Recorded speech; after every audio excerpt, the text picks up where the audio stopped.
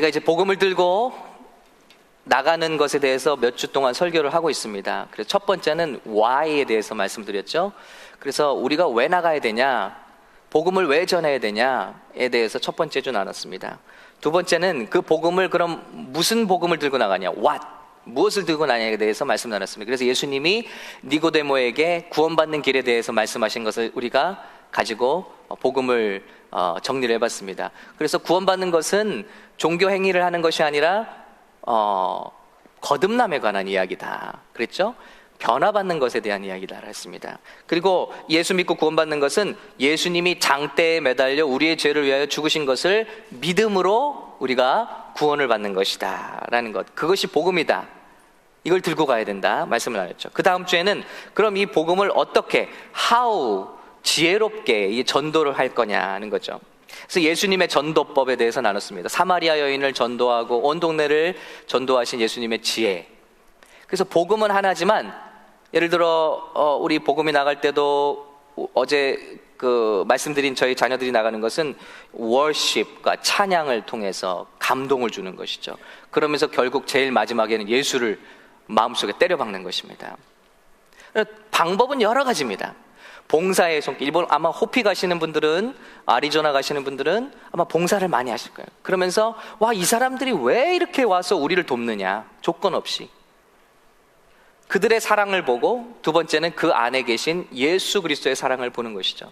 하여튼 방법은 다양합니다. 그러나 전하는 것은 한 가지, 예수님의 복음인데, 이렇게 지혜롭게 다양한 방법으로 우리가 나간다는 것이죠. 그리고 예수님은 장벽을 뛰어넘고 나가셨습니다. 모든 인종적인 장벽, 언어적인 장벽, 도덕적인 장벽을 뛰어넘어서 그 여인에게 다가가셨죠. 그래서 전도가 일어납니다. 오늘 우리 교회도 세상이 치유받기를 원합니다. 이번에도 우리 치유하는 공동체잖아요. 근데 치유해주세요, 치유해주세요 했는데 아무도 안 나간다면 이것은 자기 기만이죠. 누군가 나가야지 치유의 손길을 하나님께서 쓰실 것입니다. 그렇죠? 우리 교회가 100명의 기도 용사 보내달라고 기도합니다. 100명의 추수 일꾼 보내달라고 기도합니다. 1000명의 선교사를 보내게 해달라. 근데 매일 기도만 하고 아무도 움직이지 않는다면 그것은 거짓말일 것입니다. 우리가 100명의 기도 용사를 보내달라 하면 다른 성도가 오겠습니까? 예수 안 믿는 사람들이 여기 와서 기도 용사가 되겠습니까? 저와 여러분이 먼저 이 자리를 채우는 기도 용사가 돼야 할 줄로 믿습니다. 장벽을 뛰어넘어야 돼요. 그러려면 장애물을 뛰어넘고 우리 삶에 당연시 여기던 모든 컴포트 존, 어떤 우리의 안전지대를 뛰어넘지 않고는, 우리의 생활 습관을 바꾸지 않고는 절대 전도는 이루어지지 않습니다. 하나님의 영광은 우리에게 오지 않습니다. 대가를 치르게 돼 있습니다. 그렇듯이 우리는 어떻게 전도할 것인가 얘기를 나눴습니다. 그럼 오늘은 무슨 얘기냐? 과연 전도된 것을 우리가 어떻게 하냐는 거죠. 그냥 교회가 선교팀 많이 내보내고 성과 위주의 그런 전도, 많이들 그러잖아요. 이번에 선교를 몇 명 보냈고 몇 군데 보냈고, 근데 과연 그게 효과적이었냐, 이걸 어떻게 하냐는 거죠. 우리 교회 이만큼 성장했습니다. 근데 그걸 어떻게 증명하냐는 거죠. 정말 하나님이 기뻐하시는 게 무엇이냐. 오늘 예수님은 저와 여러분에게 침례를 주라고 했습니다. 근데 이것이 굉장히 중요한 포인트가 된다는 것이죠. 한 사람이 복음을 듣고, 우리 복음을 듣고 우리 섬김을 받고 예수 그리스도를 제대로 소개받았는가, 이것을 알 수 있는 길은 그 사람이, 그 청년이 그 선교지에서 사람들이 예수 이름으로 기꺼이 침례를 받느냐를 보면 알 수 있다는 것이죠. 다른 걸로는 어떻게 측정할 수가 없어요. 제가 소개해드렸잖아요. 제가 아르바이트를 할 때 저희 직장의 사장님이 문가에 기대서 담배를 피시면서 저에게 얘기합니다. 미스터 정 말이야, 교회 다니지? 네. 나는 말이야 성령을 받았는데, 제가 속으로 갸우뚱 성령 받았다고 그런데 성령이 말이야, 나는 저 발꼬락으로 쭉 들어오더라고. 그래서 무슨 말인가 들어봤더니 이분이 뜨레스디아스를 다녀오셨어요. 근데 가면 은사 체험, 성령 체험들 많이 하잖아요. 근데 자기는 성령 받았다는 거예요. 어떻게 하느냐, 저 발가락부터 한순간에 그냥 뜨거운 불길이 온몸을 탁 휘어감듯. 그러면서 담배를 탁 피면서 말이지, 예, 나는 그렇게 성령 받았다. 근데 그분은 교회도 안 다녀요. 근데 그분은 얼마나 직원들을 학대하는지 몰라요. 그리고 그분은 얼마나 입에 욕을 달고 사시는지 몰라요. 그런데 나는 구원받았다는 거예요. 여러분, 이거 얼마나 무서운 이야기입니까? 초대교회는 한 사람이 거듭난 것에 대한 명확한 기준을 갖고 있었다. 그래서 오늘 컬럼에 실어드렸습니다마는 초대교회를 연구한 앨런 크라이더라는 분은 이렇게 회심을 한순간의 어떤 은사체험, 영적 체험과 동일시하지 않았다는 것입니다. 그의 말을 빌면 초대교회는 최소한 믿음, 소속, 행동. 자, 뭐라고요? 첫 번째, 믿음. 예수를 믿었다는 사람이 믿음에 대한 태도가 달라지게 되어 있습니다. 말씀에 대한 태도, 예배에 대한 태도, 성경에 대한 태도, 영적인 경건에 대한 태도, 이 모든 태도가 달라지는 것이 하나의 변화의 포인트라는 것이죠. 두 번째는 소속. 그리스도의 몸을 이루기 위하여 교회 공동체 속으로 들어온다는 것입니다. 요즘 소위 가나안 교인들이 많은데 나는 예수를 믿지만 교회는 안 다닌다 하는 것은 이것에 위배되는 것이죠. 나는 예배를 안 드려도 난 크리스찬이야. 그럴 수 없다는 것입니다. 예배하고 싶고 하나님을 찬양하고 싶고 기도하고 싶고 주의를 지키고 싶고 예배를 거르지 않고 싶고 함께 공동체를 이루고 싶고, 이것이 변화의 하나의 큰 모습이라는 것이죠. 거듭남의 모습이라는 것이죠. 세 번째는 행동입니다. 예수를 믿었다고 스스로 클레임하는데 나는 예수 믿습니다 이제. 그런데 전과 똑같이 사기치거나 거짓말하거나 어뷰즈하거나 방탕하거나 음란하거나 위선되거나 이런 것은 거듭남으로 간주될 수 없다는 것입니다. 이 세 가지, 300년 동안 믿음, 소속, 행동, 이 세 가지의 회심의 요소가 어디서 극을 이루는가? 침례라는 것을 통해서 바로 절정을 이룬다고, 하나로 결합된다고 보았습니다. 그래서 우리가 소위 자기가 믿는다고 말하는 그것, 그리고 우리는 어떻게 보면 잘못 가르쳤어요. 당신이 예수만 믿는다고 하면 오늘 구원이 당신에게 임했습니다. 아니요, 그것은 복음을 왜곡하는 것입니다. 진정으로 거듭난 것을 어떻게 하느냐? 복음을 받아들여서 이 세 가지의 변화가 나타나는 것을 지켜보았다는 것입니다. 그때 그 사람의 마음도 주님의 몸의 공동체를 이루겠습니다 하는 자발적인 심령으로 내가 침례를 받습니다. 교회도 이 사람은 이제 비로소 주님의 몸을 이루는 하나님의 자녀입니다, 우리가 그것을 공인합니다 하는 그 무대가 침례가 되었다는 것입니다. 그래서 교회가 입교자의 믿음을 공인하는 의식이며 기꺼이 교회 일원으로 받아들이겠다는 교회의 환영이며 신자의 행동의 변화가 뚜렷해서 중생한 자, 거듭난 자임이 확실하다는 교회의 보증이 되었다는 것입니다. 이것이 침례라. 그래서 예수님은 우리 전도하는 사람들에게 마지막에 이것을 명령하셨습니다. 예수님이 딱 교회에 두 가지 명령하셨어요. 하나는 성찬식을 할 것, 하나는 침례를 주라는 것입니다. 이 두 가지를 하지 않는 교회는 교회라고 할 수가 없습니다. 예수님의 명령이기 때문입니다.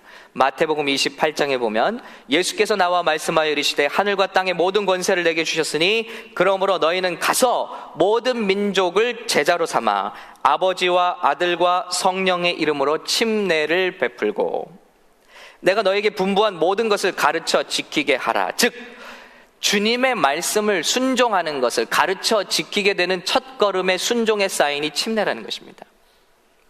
근데 오늘날은 얼마나 이런 신앙 고백의 요소가 없이 당신이 단순히 교회를 나왔으므로 구원받은 사람이고 당신이 교회를 몇 년 나왔으므로, 여러분, 신앙 고백과 그의 믿음의 선행을 통해서 직분을 맡기는 것이 아니라 단지 신앙의 연수가 얼마 되었기 때문에 집사가 되고 안수 집사가 되고 때로는 장로가 되고 그런 경우가 얼마나 많이 있습니까? 우리가 스스로를 망치고 있다는 것입니다. 신앙 고백이 너무나 중요한 것이죠. 저희 안수 집사님들 시치식에서도 그렇기 때문에 이 어떻게 예수 믿고 변화되었는가를 집요하게 묻습니다. 그냥 한순간의 은사 체험이 아니에요. 어떻게 before, after가 완전히 어느 기점으로 달라졌는가. 마치 삭개오가 전에는 속이고 빼앗았지만 예수님을 영접하고 나서는 속인 것을 다 4배로 갚아주고 다 버리고 예수님을 따랐던 것처럼 이런 변화가 일어났느냐는 것을 묻고 있는 것입니다. 혹 오늘 많은 사람들은 예수님은 창녀도 받으셨고 세리도 받으셨지 않습니까? 그러니 뭐 예수 믿는 게 어려운 겁니까? 그냥 와서 죄 회개하면 리셋되고. 아니에요. 우린 그렇게 가르쳤어요. 그런데 너무 십자가를 싸게 가르쳤다는 것입니다. 중요한 것이 있습니다. 예수님을 따르던 수많은 창녀와 세리가 있습니다. 그런데 그들에게는 하나가 더 붙어요. X, former, 전직 창녀, 전직 세리입니다. 예수님을 만난 사람들은 더 이상 똑같이 과거와 똑같이 방탕한 삶을 살 수 없었습니다. 예수님을 진짜 만난 사람들은 똑같이 세리로 살 수가 없었습니다. 그런데 우린 그 점을 간과하고 있어요.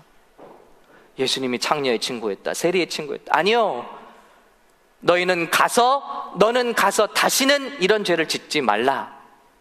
이것에 순종한 자들이었다는 것입니다. 너무 그 은혜가 커서, 주님의 용서와 그 구원의 은혜가 커서 다시는 뒤를 돌아보지 않고 예수님만 쫓아가는 귀한 제자의 고백이 있었다는 것입니다. 그런데 지금은 교회 안에 정말 예수를 따르고자 하는 제자들이 있는가? 아니면 그저 사람들을, 세상의 많은 사람들을 쉬운 복음으로 이렇게 하면 당신이 어떻게 살아도 구원을 받습니다 하는 착각을 불러일으키게 만들고 많은 계속되는 죄를 짓고 있는, 짐짓 죄를 짓고 있는 성도들을 만들어내는 게 아닌가. 주님은 우리에게 명령하셨습니다. 그러므로 가서 아버지와 아들과 성령의 이름으로 침례를 베풀라. 뭐 침례가 그렇게 대단한 건가요? 침례를 우습게 여긴 교회가 어떻게 됐는지 역사는 잘 증명하고 있습니다. 중세교회 얘기를 하지 않을 수가 없죠. 이 침례가 얼마나 중요한 것인지, 신앙 고백이라는 게 얼마나 중요한 것인지 역사가 증명하고 있습니다. 로마 시대죠. 기독교인들이 10분의 1도 안 됐습니다. 그런데 AD 313년 역사 시간에도 배웠죠. 컨스탄티누스 황제가 기독교를 종교로 인정했습니다. 그는 여러 가지 열세에 있던 왕자의, 우리 조선 왕조에서 이 왕자들의 싸움이 있지 않습니까? 치열하게 수많은 왕자들이 왕권을 차지하려. 마찬가지로 이 콘스탄티누스도 황제 자리에 오르기 위해서 수많은 장애물들이 있었습니다. 싸움이. 그런데 이 사람이 바라본 것은 제하에 있던 기독교인들입니다. 그들의 표가 있다면, 그들의 지지가 있다면 황제가 될 수 있는 가능성을 보았습니다. 그래서 소문을 퍼뜨렸습니다. 콘스탄티누스가 예수를 믿게 됐다. 신의 환상을 보게 되었다. 십자가를 봤다고 한다. 이런 소문을 퍼뜨려서 기독교인들이 그를 지지하기 시작했습니다. 그래서 투표 현장에 나오고 그를 지지했습니다. 그 힘으로 콘스탄티누스는 황제가 되었고 313년에 기독교를 인정했습니다. 그때까지는 기독교를, 예수를 믿으면 죽는 거예요. 고문받는 거예요. 근데 예수 믿는 것도 인정해 주기 시작했습니다. 더 나아가 392년에는 기독교를 국교로 선포했습니다. 대단한 것이죠. 기독교를 인정한 것도 대단한 건데 우리나라는 앞으로 기독교 국가다 하고 선포해버렸다는 것이죠. 그런데 여기에 약간 문제가 있습니다. 지난 파이어 때 말씀드린 것처럼 로마는 그리스의 정신을 이어받았습니다. 그렇기 때문에 그들의 종교는 모두가 여신숭배 사상입니다. 여신숭배 사상. 바벨론부터 시작된 영적 싸움이죠. 이 여신숭배 사상에 의해서 많은 사제들과 여기 클러지, 그 성직자 시스템이 이미 있습니다. 그들은 나라의 지원을 받으면서 부흥하는 시스템입니다. 그런데 여기 갑자기 기독교를 인정해 보니까 어떻게 되죠? 이 성직자들의 소위 밥그릇이 위험해진 거죠. 그러자 황제들은 아이디어를 내기 시작했습니다. 합치자. 그래서 만들어진 것이 바로 중세의 캐톨릭입니다. 이것은 여러분 교회에서 얘기하는 게 아니고 캐톨릭에서 얘기하는 게 아니고 역사가 얘기하는 것입니다. 그런데 이 두 가지 여신 숭배 사상과 기독교를 연결할 수 있는 좋은 거리가 어디 있습니까? 바로 마리아를 이용하면 되겠구나. 그래서 마리아 숭배 사상이 들어오기 시작합니다.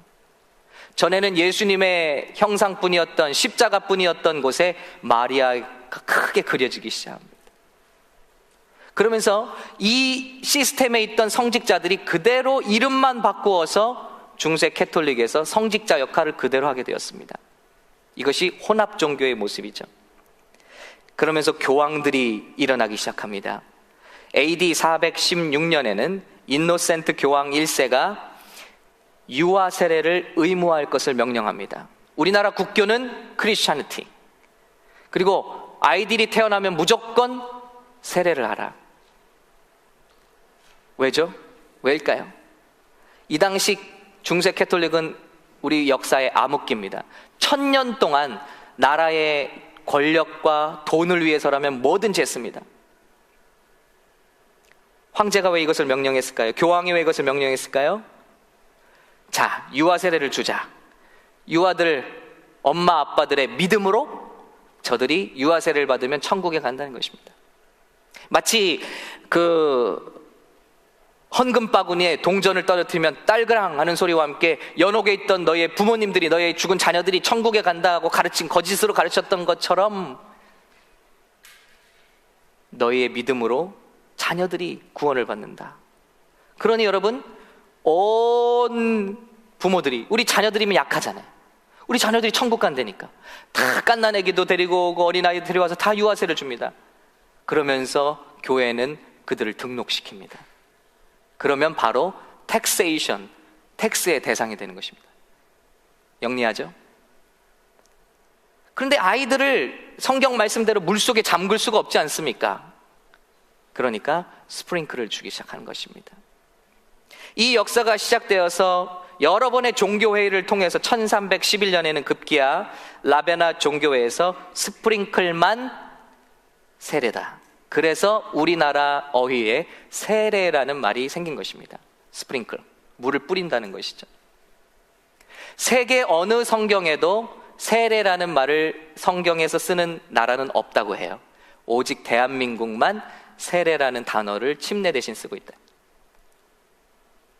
원래 예수님이 말씀하신 그 단어는 침례, 밥티조라는 단어는 물속에 완전히 immersing 하는 것을 말합니다. 물속에 담그는 것을 말합니다. 왜 이렇게 됐을까요? 그리고 그렇게 된 이유는 무엇이죠? 세속적인 이유입니다. 조세 대상으로 만들 수, 돈을 벌 수 있다는. 정말로 종교는 돈이 되면 뭐든지 다 했습니다.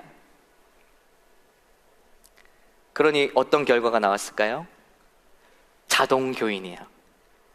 여러분, 중세시대는요 다 크리스찬이에요. 예수를 믿건 안 믿건 다 크리스찬이에요. 다 성도예요. 그러니 어떻게 돼요? 교회의 힘이 완전히 빠져버립니다. 적어도 옛날에는 너 예수 믿어? 그럼 죽음이야. 그래, 나 죽어도 상관없어. 난 예수를 믿을 거야. 그런 결단이 있었다는 거예요. 핍박받아도 그러기 때문에 10분의 1도 안 되는 크리스찬들이 로마를 뒤집어 버렸어요. 왜냐하면 진짜 크리스찬이거든요. 근데 이제는 다 성도예요. 뭐 다른 나라 얘기 안 같지 않습니까? 우리 이민 사회 어떻습니까? 다 집사님들이잖아요. 다 교회 다니잖아요. 한국에 한때 4분의 1이 크리스찬이란 때가 있었습니다. 하나도 안 바뀌잖아요. 다 잡혀 들어가는 사람들 보면 크리스찬 리더들이잖아요. 정치인들 다 기독교인들이잖아요. 아무런 영향력을 줄 수가 없지 않습니까? 바로 이런 시대가 왔다는 것입니다. 이게 엄청난 위기죠. 간혹 우리 북한의 성도를 위해서 기도합시다. 저는 아니라고 생각합니다. 그분들이 우리 위해서 기도해 줬으면 좋겠습니다. 그분들은 적어도 너 아오지 탄광이야? 아니면 예수야? 너 사형이야? 아니면 예수야? 이런 질문 앞에서 예수를 택한 분들입니다. 그런데 우리는 이 풍족한 시대 가운데 아주 작은 도전도 하나 이기지 못하고, 그럼에도 불구하고 성도다라고 자위하고 있다는 것입니다. 왜냐하면 나는 그 복음을 믿었으니까. 아니요. 정말 다시 한번 생각해 봐요. 초대교회는 신앙 고백의 뿌리부터 아주 정확했다는 것입니다. 그런데 로마 시대에 이런 모든 것들이 다 물에 물 탄 듯 술에 술 탄 듯 돼버리니까 망가졌죠. 그때 한 교파가 일어납니다. 애나베프티스트, 재침례교도들이 일어납니다. 그러면서 말하죠. 예수 믿고 구원받은 자의 침례가 이렇게 되면 안 되고 자발적이고 개인적인 신앙 고백의 침례여야 한다. 그래서 우리는 유아 세례 받은 사람의 세례를 인정하지 않고 다시 신앙 고백을 묻고 그리고 그들의 믿음을 테스트하여 그들의 자발적인 고백에 의해서 침례를 준다. 그래서 재침례. 어렸을 때 다 유아 세례 받고 다 성도가 됐어요. 자동적으로. 근데 이들을 다시 침례를 준다. 재침례예요. 그래서 로마 교황은 얼마나 이를 미워했겠습니까? 아니, 우리가 스프링클을 통해서 이런 돈을 벌어들이고 있는데 그걸 무시하고 그걸 아니라고 말하는 사람들이 일어났다. 마치 바리새인과 서기관들이 예수님을 아주 죽이려고 이를 갈았던 것처럼 이 애나베프티스트를 처형하기 시작하는데, 여러분, 히틀러가 죽인 사람들보다도 더 많은 사람이 5천만 명이 죽임을 당했다는 것입니다. 믿음을 지키기 위해서 이것을 주장하다가 말입니다. 여러분, 그러니 침례가 가벼운 문제가 아닙니다. 우리의 신앙 고백의 중심에 침례가 있다는 것입니다. 아무렇게나 생각할 수가 없는 문제라는 것입니다.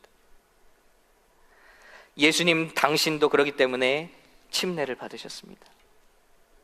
그분이야말로 침례를 받으실 필요가 없는 분이셨지만 하나님의 뜻을 이루기 위하여, 우리에게 침례의 본이 되시기 위하여 침례를 받으셨다는 것이죠.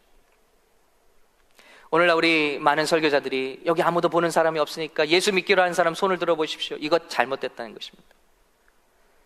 침례는 내가 뻔히 죽을 줄을 알면서도, 내가 가족으로부터 버림당할 줄을 알면서도, 내가 유대인 커뮤니티로부터 쫓김을 당할 줄을 알면서도 물속에 들어가는 겁니다. 사람들이 보는 앞에서, 사람들이 나를 왕따시키고 나를 쫓아내고 나를 정신병자 취급을 할 걸 알면서도, 물건을 살 수도 팔 수도 없게 됨을 알면서도 사람들이 보는 앞에서 당당하게 예수님이 나의 신랑이십니다, 나는 그분을 위해서 살고 나는 그분을 위해서 죽습니다 라고 고백한 놀라운 신앙 고백이 침례인 줄로 믿습니다. 이 고백만으로 나라는 흔들렸다는 거예요. 야, 신기하다. 저 사람 저렇게 왜 죽을까?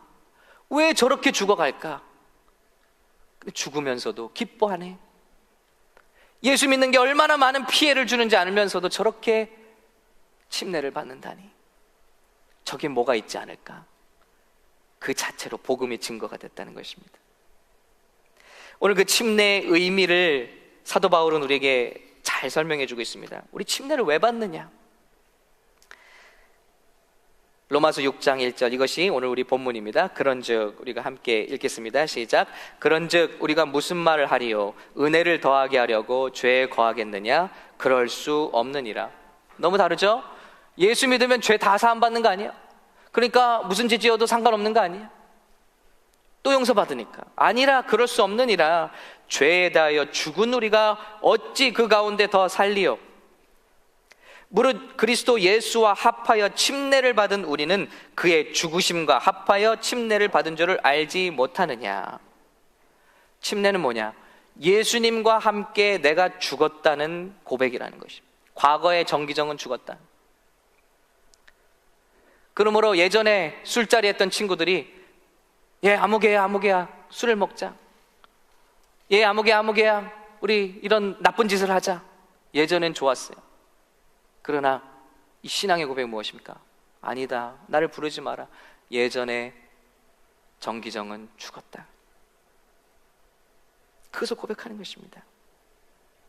주님과 함께 침례를 받음으로 그와 함께 장사되었느니 물속에 쑥 들어가서 죽는 것, 그것이 죽음을 의미하는 것인데 예수님의 십자가 죽음과 내가 동참했다는 것입니다. 하나가 되었다.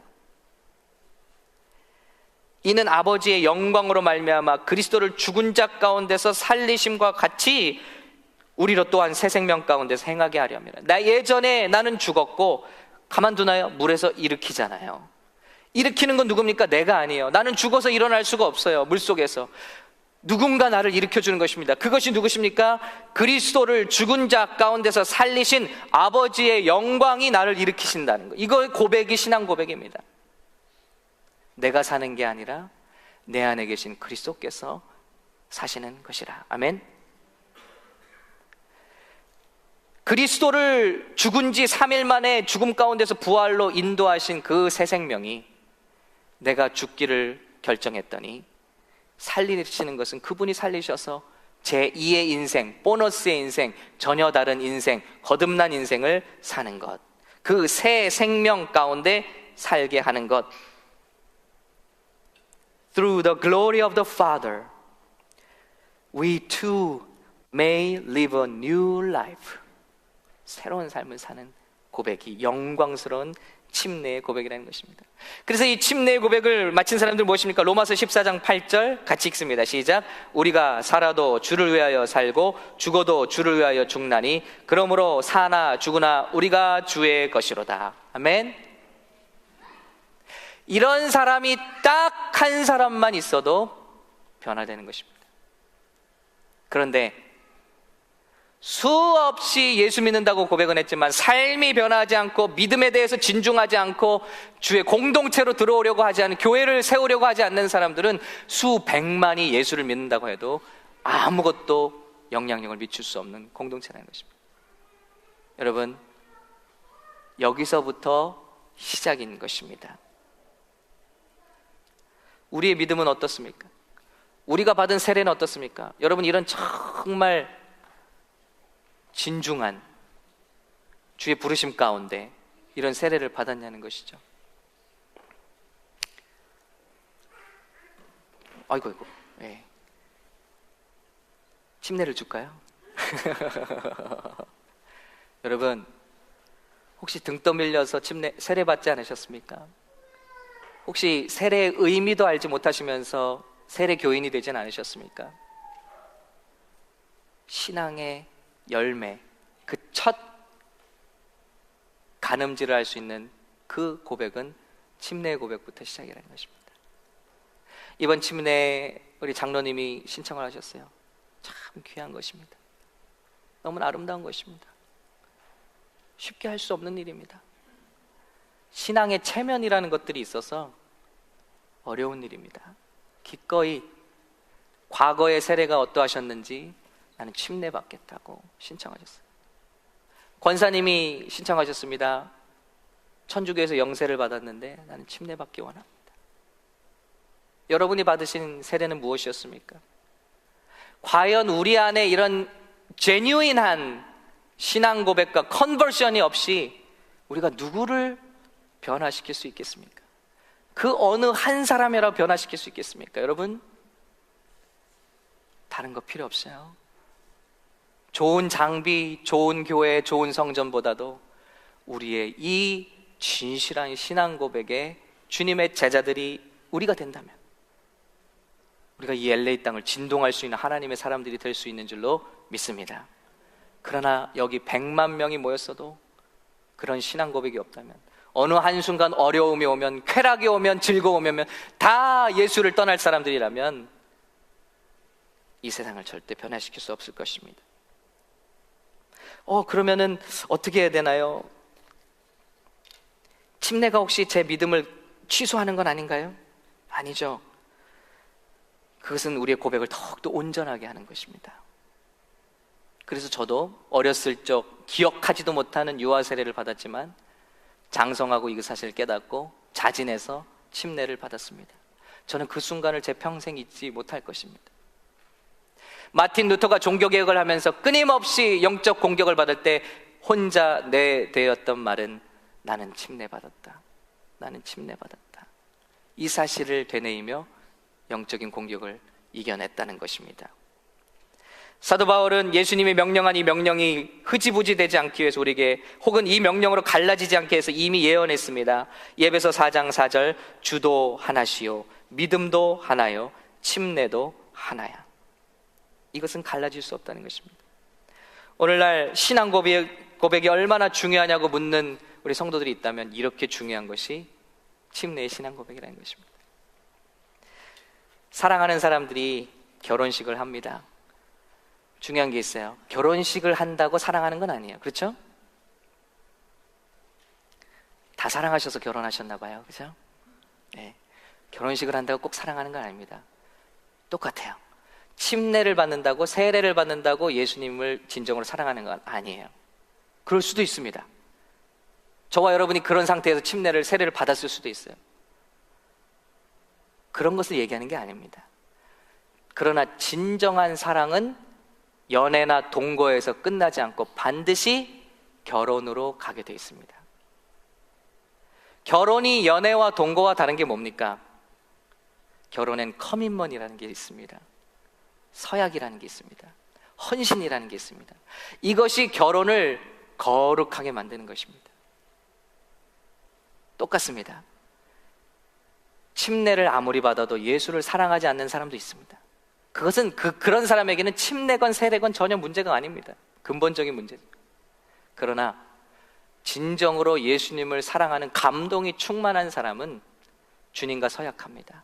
나는 주님의 것, 사나 죽으나 당신의 것, 이것이 내 고백입니다 하고 만인이 보는 앞에서 내 삶을, 결혼식이 그거 아닙니까? 만인이 보는 앞에서 내 서약을 드리는 것입니다. 나는 이제 저희 아내의 성을 바꾸지 않고 있지만 나는 이제 미세스 정입니다. 나의 몸도 마음도 계획도 심지어는 내 라스트 네임까지도 당신을 따릅니다. 이게 결혼이잖아요. 우리 신랑 대신 주님 앞에 고백하는 그것이 영광스러운 침례라는 것입니다. 오늘 이런 감격과 도전과 기쁨을 가지고 한 사람이 침례받는 모습을 볼 때 말하지 않아도, 전도하지 않아도 그 모습을 통해서 나도 침례받으리라. 예수 믿는 것은 이렇게 영광스러운, 기쁘고 감격스러운 것이고, 주님이 그러므로 우리에게 침례를 행하라고 명령하고 계신 것입니다. 오늘 다가오는 이제 다음 주에 3주년 침례 예식이 있습니다. 여러분의 마음에 정말 예수 그리스도를 향한 그 마음이 뜨거우시다면, 이 고백이 충만하시다면 교육자들에게 말씀해 주시기 바랍니다. 우리 한 청년의 고백을 들었는데, 여러분이 고백만 한다고 또 되는 건 아니죠. 교회도 검증을 해야 됩니다. 바로 이 사람의 믿음이 진중한가, 이 사람의 공동체에 들어올 그런 헌신이 되어 있는가, 이 사람이 비포와 애프터가 분명히 다른 삶을 살고 있는가. 우리 청년들, 주님 앞에 정말 믿음을 돌아보고 고백하기 바랍니다. 우리 모두가 이 믿음의 기본기부터 다시 시작해서 우리가 전도를 하든지 선교를 하든지 그저 말씀을 전했다는 것을 만족할 것이 아니라 예수 그리스도의 이름으로, 아버지와 아들과 성령의 이름으로 그들을 정말 침례할 수 있는 귀한 역사들이 우리 선교지마다, 이번에 우리 전도지마다, 또 우리 가정들마다 충만하게 나타나시기를 예수님의 이름으로 축원합니다.